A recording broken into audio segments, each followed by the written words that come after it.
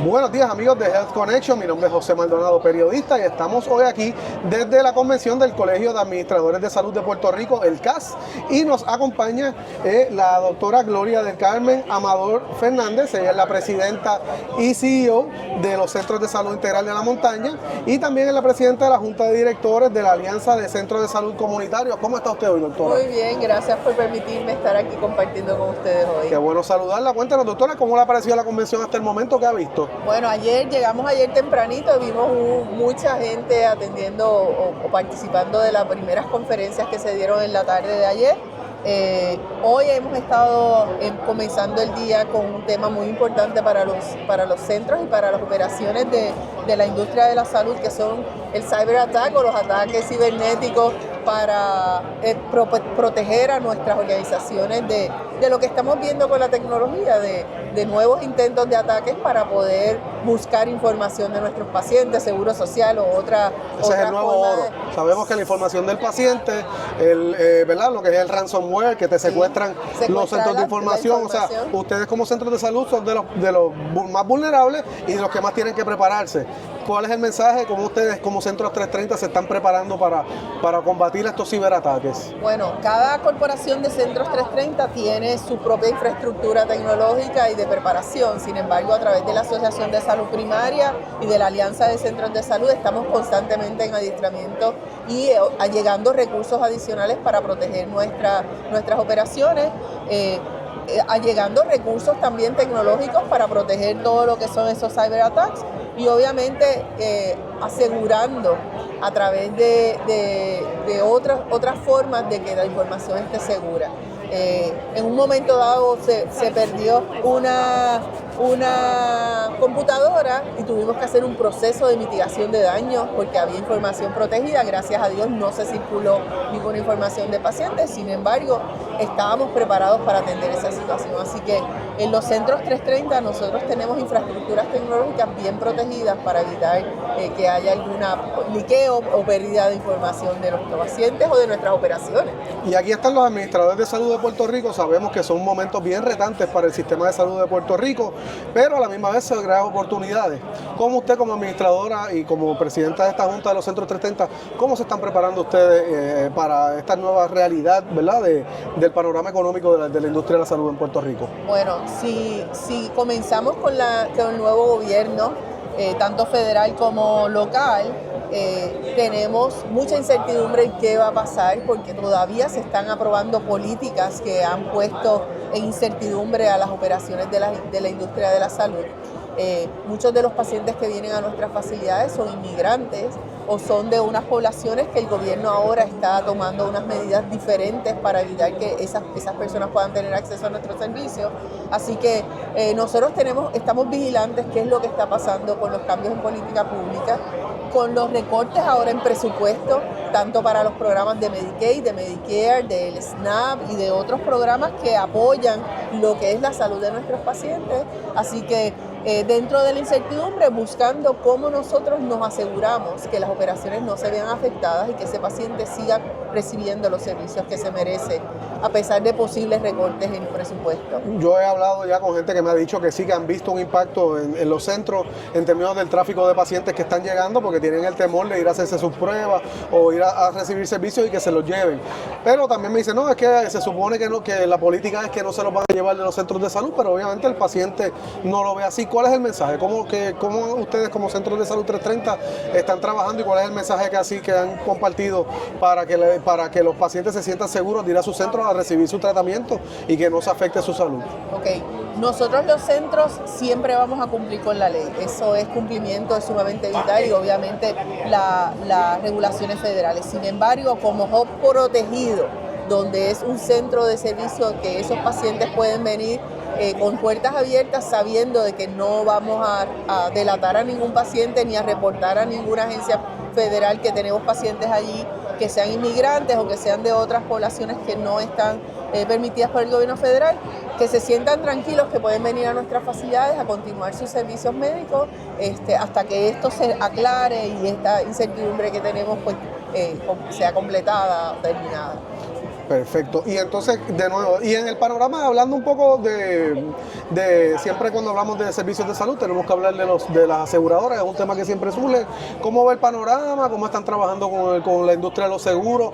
Y si hay algo que estén trabajando para mejorar esa relación entre las aseguradoras y los proveedores de servicios de salud en Puerto Rico. Bueno, sabemos las gestiones que está haciendo el Departamento de Salud y ACES para poder terminar la contratación de las aseguradoras, del contrato que comenzó en octubre del año pasado, que todavía no ha finalizado. Sabemos que hay muchas organizaciones que tienen agings altos de que las aseguradoras no le han pagado porque a pesar de sus reservas, pues no tienen los accesos a ese dinero para pagar todas las reclamaciones de los proveedores. Sin embargo, sabemos también que hay constricción en los gastos de las aseguradoras, pues porque no están recibiendo esos ingresos. Nosotros, los centros 330, venimos obligados a dar servicios a nuestros pacientes, no importa la capacidad de pago.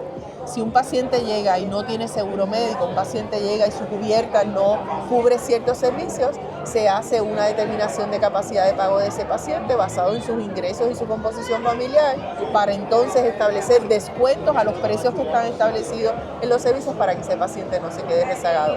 Hay casos en que el paciente no tiene $1 para pagar el servicio, se hace un plan de pago o se hace un waiver del pago de ese servicio, toda vez ese paciente reciba el servicio independientemente de la capacidad de pago. Perfecto, doctor. Usted me comentaba que usted, ¿verdad? Usted también preside lo que es la alianza de estos centros a la hora de negociar.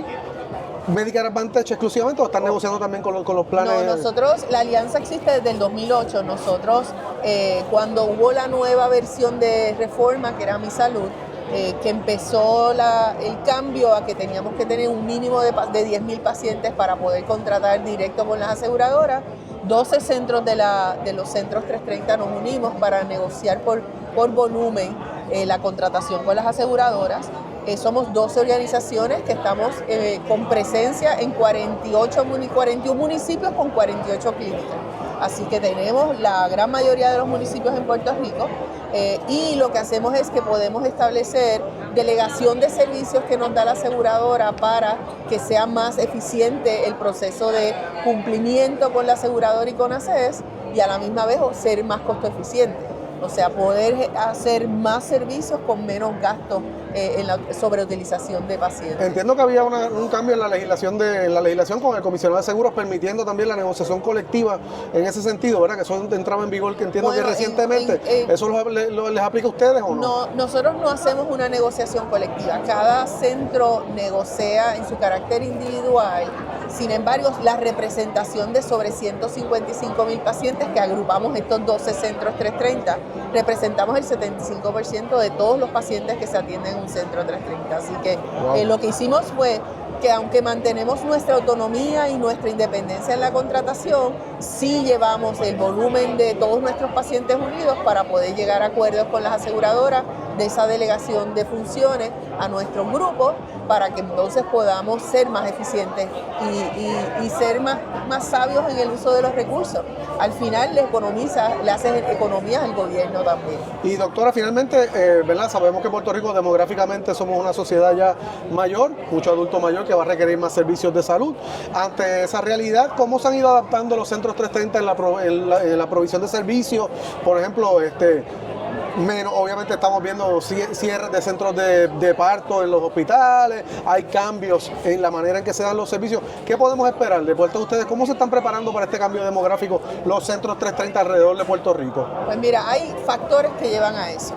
Primero vemos un decrecimiento de la población en los nuevos nacimientos, pero también estamos viendo que tenemos falta de médicos. Tenemos médicos que se están retirando, que ya están en su edad de retiro. Son muy mayores, exacto. Y entonces eso agudiza la falta de profesionales de la salud. En el caso de mi operación o de mi centro, nosotros a través del estudio de necesidad de comunidades, nosotros identificamos qué es lo que necesita la comunidad y de ahí desarrollamos proyectos dirigidos a esas poblaciones especiales, con ya sea reforzando los contratos que tenemos para Medicare Advantage, para Medicare tradicional, trayendo proyectos dirigidos a los envejecientes o a personas de mayor edad, Tenemos programas de visitas al hogar, ese paciente no tiene que salir de la casa, nosotros lo visitamos, entrega medicamentos al hogar. Estamos viendo muchos programas de móviles también que están yendo a la calle directamente a atender. Las unidades móviles que ven desplegadas a través de todo Puerto Rico. Allá hay centros que tienen programas de vivienda para envejecientes, de programas de cuidados de diurnos para esos envejecientes, que tienen concierge o áreas de servicios especializados para ellos, y sobre todo insertar la parte de especialistas.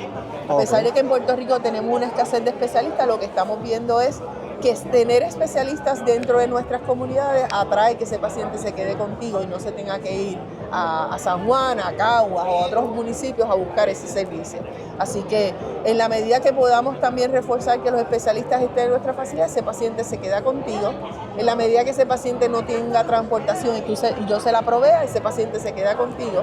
Y es como entonces nosotros nos adaptamos a la necesidad que tiene el paciente, no el paciente adaptarse a lo que nosotros queremos darle. Excelente, doctora. Y mencionó que ustedes hacen unos estudios entonces para ver las necesidades de las comunidades. Ustedes están a través de Puerto Rico y imagino que esos 12 centros particulares. Es un requisito federal cada 3 años hacer esos estudios. ¿Cómo varía o qué esto está viendo en términos de tendencia de las condiciones de los pacientes en Puerto Rico? Varía, por ejemplo, vemos unas condiciones en la montaña que no vemos en el área metro, que no vemos en el área sur. ¿Cómo usted diría? ¿Cómo son las tendencias de lo que estamos viendo en términos de las condiciones de los pacientes? Bueno, el ejercicio, la metodología es similar. Todos hacemos encuestas comunitarias donde vamos a las comunidades que servimos, entrevistamos a los pacientes y los pacientes nos dicen qué ellos quieren ver en los próximos 3 años, los servicios que nosotros damos. En el caso del mío, que ahora en noviembre empiezo el nuevo de 3 años, las 3 áreas importantes: especialistas, tener salud mental, reforzar la parte de salud mental y las condiciones crónicas. La soledad afecta mucho a nuestras personas mayores. Así que también al incorporarse los determinantes sociales de la salud, pues muchas veces nosotros ya estamos atendiendo un montón de otras cosas que están dentro de las necesidades que tiene ese paciente, y no necesariamente es medicina física, es medicina social, es medicina donde nosotros podemos apoyar a ese paciente a nivel holístico. No solamente si identificamos que ese paciente no tiene cupones o no tiene su tarjeta de reforma venció, cómo nosotros canalizamos a través de otras fuentes de referidos, de otros colaboradores que tienen los centros, para que ese paciente pueda tener un bienestar total en las funciones que realiza. Doctora, pues muchísimas gracias por darnos su tiempo en la mañana de hoy, que disfrute la convención, espero que saque mucho provecho y nada, le agradecemos y estaremos pendientes a todo lo que está ocurriendo con los centros 330 en Puerto Rico y con todos estos temas que hemos cubierto, pendientes a Health Connection para seguir informándoles. Y obviamente es la semana de los administradores de servicios de salud. Muchas felicidades a todos los administradores. En SIN tenemos 8 administradores de servicios de salud. Ahora mismo hay 4 estudiantes que están rotando en nuestras facilidades, que en el futuro serán administradores de servicios de salud.